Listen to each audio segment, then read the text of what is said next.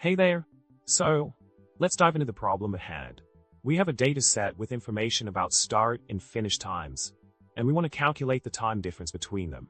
Additionally, we're looking to find the average time difference for these events.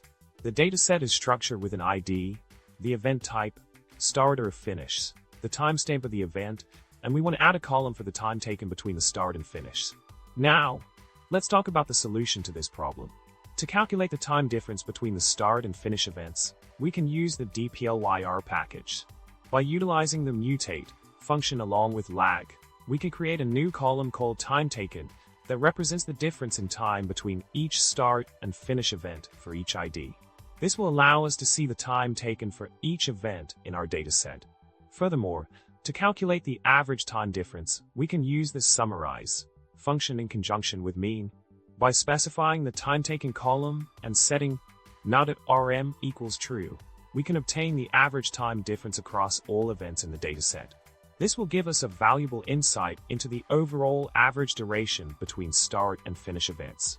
To wrap things up, we successfully tackled the problem by calculating the time differences between start and finish events in our dataset. By leveraging the dplyr package and its functions, we were able to derive meaningful insights and averages from the data. Don't forget to subscribe, like, and comment below with your thoughts. Let's keep the data analysis rolling with a touch of humor and charm.